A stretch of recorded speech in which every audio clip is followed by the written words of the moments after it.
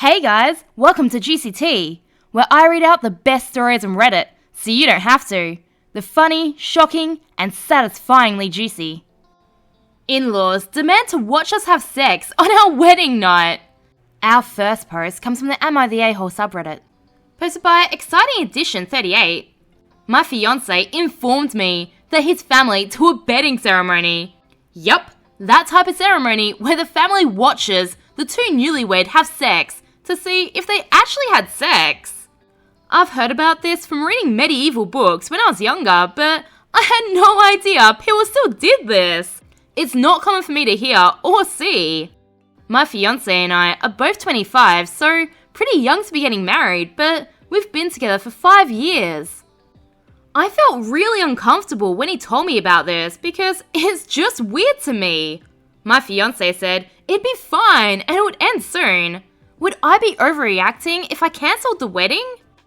I don't even feel safe around him after that comment because he shouldn't be agreeing with them. But I have to realise that this is his family tradition. Our wedding is in 3 months, so I want some opinions because I really don't have anyone to talk to about this. Have you guys had to do this at your wedding? He waited until 3 months out to tell you this? He had 5 years. He knew this was super effed up and that you wouldn't be comfortable with it, so he waited till the last minute to mention it so you wouldn't back out. No amount of sunken cost is worth this. Update. My fiancé's at his mother's house, so when he comes back, I will definitely be having a talk with him about the wedding. It's really extraordinary to think that people still do this. I don't want to be humiliated by my in-laws and then have to live with that memory for the rest of my life, so I won't be going through with this wedding.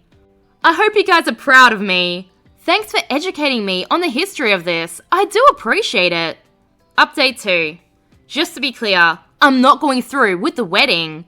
He hasn't been home since that argument, but I talked to him today and he said he might come over so we can talk. I want to see how that plays out, and I'll definitely update you guys. Am I the a-hole for having an outdoor wedding in winter? Our next post comes from the Am I the Devil subreddit, posted by Deleted. My fiancé and I are planning our wedding for December of 2024. We're planning on something small, maybe with 20 guests, as we have a small budget.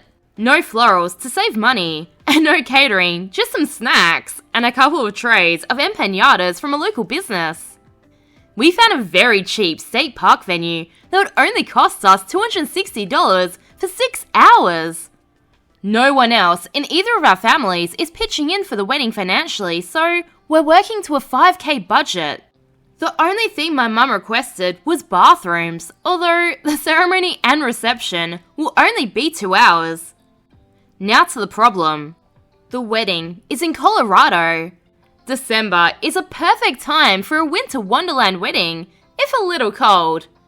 I'm fine with just trying to keep warm for a few hours, and so is my fiancé and our wedding parties.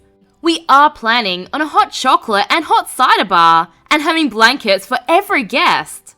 And anyone older that wouldn't do well in the cold, or can't travel, is invited to attend virtually as well. So, I was on the phone with my aunt maybe a month ago, talking about the wedding and how it's going to be outdoors. After I said we'd found a cheap outdoor venue, she asked, so the ceremony's outside and then we would drive to the reception? I replied no, it's all outdoors. She then asked if there was somewhere warm for people to go if it got too cold outside. I said there wasn't, and she disapproved of my plan, to which I immediately replied, well, you don't have to come, more empanadas for me, and laughed. My mum has asked a couple of times if there was something we would do different if we had more money, sort of hinting that they maybe would be willing to chip in. But I don't like the idea of spending a lot of money on one night, and neither does my fiancé. We would much rather spend it on our honeymoon. Am I the a-hole? M. Nato says, I don't think he realizes just how cold it gets in the mountains during winter, or how fast the weather can change. That wedding is gonna be a disaster. Oh ho ho my goodness says, designed to go wrong? maybe OP is a cannibal and wants to have a donor wedding party. Well, they'll definitely save on catering. Am I the a-hole for telling my friend's sister that my friend's wedding is not about her? Posted by Wooden Ass 7086. My close friend, Robin, just got engaged to a long-term partner a few weeks ago. Her partner asked me to help with setting up the proposal, and the whole thing was lovely. Since then, they've been looking at Pinterest for colour schemes and venues, but no actual planning yet.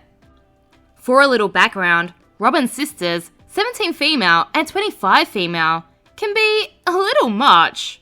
Robin has always been the quietest of the three, and while she gets along fine with them, I wouldn't say they're super close. They sometimes say or do things that are a little out of line, and they just expect Robin to accept it and not say anything. I've met the younger sister before, and she does seem to expect things to always go her way. Now, my husband and I were at Robin's house a few days after their engagement, and her younger sister stopped by quickly with her boyfriend. She was talking about the wedding and said something like, "Well, we all know it's mostly gonna be about me anyway." She said it with a straight face, and while I figured she was probably joking, she's made comments like this in the past that upset Robin. So I said back, "I think your sister's wedding will be about her, not you." I definitely meant it as a joke, and I thought I'd used a joking tone. She left shortly after. I've since found out that she was quite angry at my comment and has told her mum and older sister. Robin knows it was a joke and has said she actually appreciated me standing up for her. However, now her sisters don't want me involved in any aspect of the wedding planning and have said it should really be a family thing anyway. Some of her other family have commented that I was too harsh and that she's just a kid. In my eyes, it was intended as a joke, but also, I think 17 is old enough to know it was an inappropriate thing to say, and understand that a comment hurt her sister's feelings. I'm starting to feel bad though, so am I the a-hole? Huh? She's 17, not 5. And how is it a hurtful thing to say, no, the wedding is all about the bride and groom, not their siblings? Am I missing something here? Wedding announced 2 weeks before the date, venue changed 2 days before, mother of the groom not invited until 1 day prior, oh, and everyone pays for their own meal. Posted by Shell by Alexandra. Is this even a wedding? My fiancé and I announced our engagement to his family 3 weeks ago. 1 week after that, his brother Adam announced he'll be marrying his fiancée Nancy in 2 weeks. They've been engaged for 3 years, and our engagement announcement apparently spurred them to finally do the deed.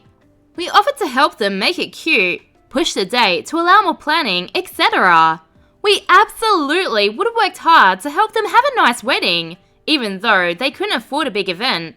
Instead, they refused and insisted this is how they wanted to do it. Get married outside at a local park with only a few friends and family invited. The kicker? The mother of the groom is not invited.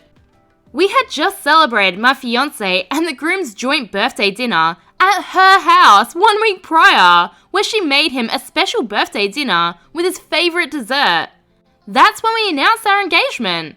These people are not estranged. They often come to events hosted at the mother of the groom's house. There's no active feud, no reason for exclusion, other than the groom choosing this event to punish her for his childhood grievances about her not supporting him enough. To our extreme disappointment, the bride is actively supporting his decision. Mother of the bride is of course invited, despite the heaping pile of poop they talk about her every time she comes up. My fiancé was eventually able to talk Adam into inviting his mother the day before the wedding, after she'd known about it for weeks. The wedding is today, and she may or may not show up. 2 days ago, they told us the venue had changed to indoor, and an event centre in a completely different town to the original park. Afterwards, we'll go to the most expensive restaurant in our area, and everyone will be paying for themselves. Half the groom's family won't be attending the dinner because they decided it's too expensive. Wish me luck today, friends! Update after the wedding. Since an update seems warranted, here it is. Thankfully, I doubt it's as dramatic or interesting as some of you may have hoped. The wedding did indeed happen.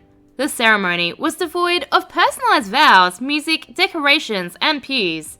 We sat at round plastic tables to spectate in a small, sparse historical building. The couple did a sand ceremony union to commemorate their love. The mother of the groom did indeed show up, with a forced smile on her face when she spoke to us. The event was short and extremely unceremonious. Afterwards, some of us went to dinner at the expensive restaurant, prepared to pay for the bride and groom. We brought flowers and champagne. They are family after all, and my fiancé cares deeply for his brother and wants nothing but the best for him and his new wife. I feel the same, even though the situation with the mother of the groom had been very disappointing. Dinner was undramatic except for some very awkward politically charged conversations between right-wing and left-wing family members. The composure of the mother of the groom was extremely impressive, considering the circumstances. Us guests ended up splitting the newlyweds tab and we went our separate ways. Did I mention that the groom was sloppily wasted by the end of the night? Oh, and he also said to us, once she'd left, "I'm glad Mum was here." Ultimately, I've lost some serious faith in the character of my soon-to-be brother-in-law and sister-in-law.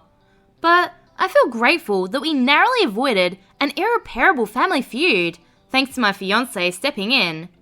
I've seen some people say that we should seek greater understanding of why Adam didn't want his mother there. My fiancé did, and there was no specific reason that could be named, only generalizations. Adam has a reputation for being petty, and this is just the latest drama. It's unfortunate that his new wife isn't the level-headed antidote, but what can we really expect? Thanks for all the kind words and concerns, I appreciate it. Hope you all have a lovely week. I'm very confused. Surely there's gotta be more to this than the groom just being petty. If anyone has any theories, I'd love to hear them down in the comments. Remember, I post new content every day, so subscribe for more juicy tea.